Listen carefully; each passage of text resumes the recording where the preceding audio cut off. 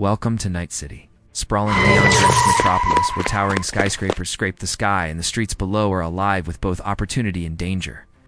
It's also a city where time is money and every second counts. See, folks here don't pay with dollars, euros, or yen. They pay with hours of their life. Oh, that's right. Here in Night City, time is currency. In this world, you earn time by working, trading it with others for power, pleasure, or basic survival. And if you have a lot of time, you can even pay to have your lifespan extended, which is what all these mega-rich folks do. And they've got so much time they don't know what to do with it, so they just keep extending it over and over again, hoarding more time than anyone else. But there's always enough time for corruption, greed, and war. That's why this particular Night City has become a dystopian nightmare. And that's where our story begins. The year is 2077, and time is running out. Enter Kai, a scrappy 17-year-old street orphan who's quick on his feet but short on time. See, Kai's got only 8 hours left to live.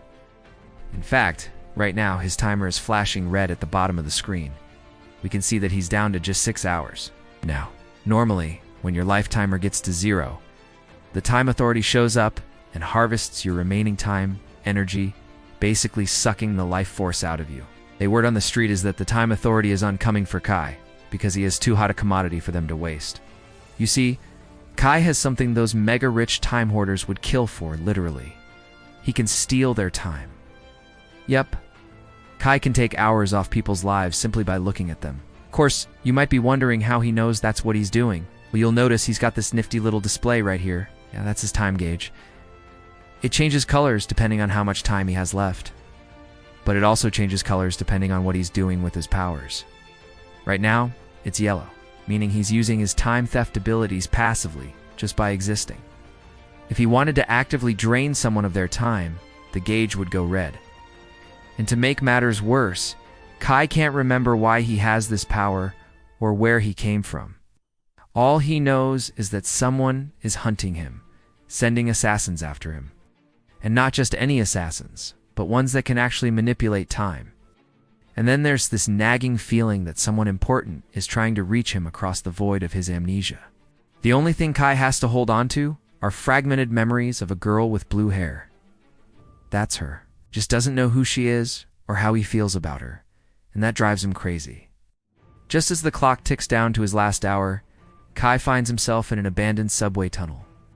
Above him, the ground collapses, leaving him stranded in a vast underground labyrinth. It's here he meets Ren, a young woman with blue hair who seems to know him, or at least knows things about him. And before long, Kai learns that Ren and her group may hold the key to unraveling the mystery of his existence and the reason why he's being hunted. See, Ren is the leader of a rebel band of freedom fighters called the Chronos Resistance, who believe that time is a human right, not a privilege for the elite few. The Chronos believe that the ability to control time should be available to everyone, not just the wealthy time hoarders. But that belief makes them enemies of the time authority, which is why they're hiding out in this subterranean complex. According to Ren, the time authority seized control of time nearly 50 years ago, turning it into a currency and giving all the wealth and power to those who had the most of it. And they use their time-based technology to stay young forever and keep their eyes on the prize. What they don't realize, though, is that this has turned them into immortal slaves, trapped in a never-ending cycle of greed and excess.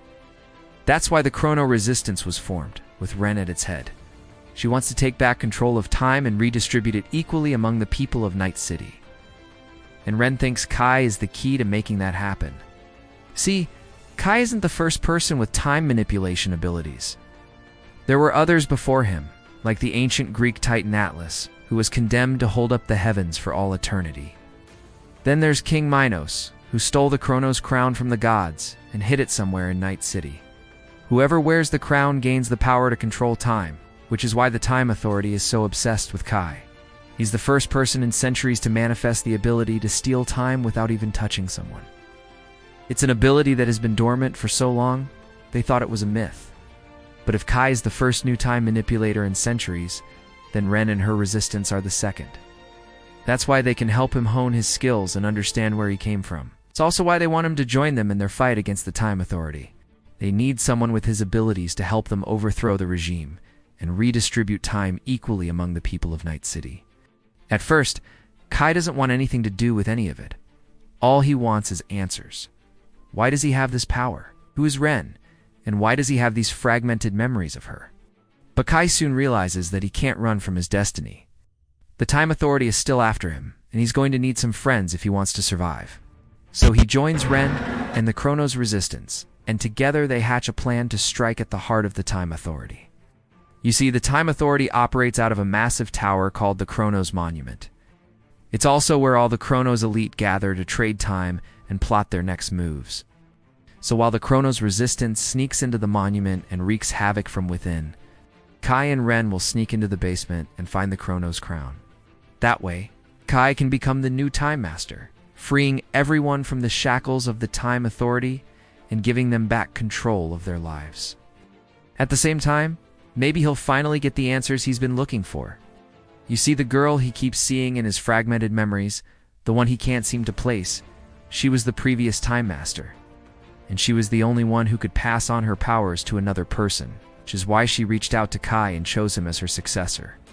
Unfortunately, the Time Authority found out about this and sent assassins after him, stripping away his memories and leaving him to die. But Kai wasn't as strong back then. He needed to grow and learn to control his powers first, and that's why Ren is helping him. She was the girl who found him on the streets and raised him after the Time Authority took his memories. She was also the one who taught him how to use his powers and unlocked the truth about his past.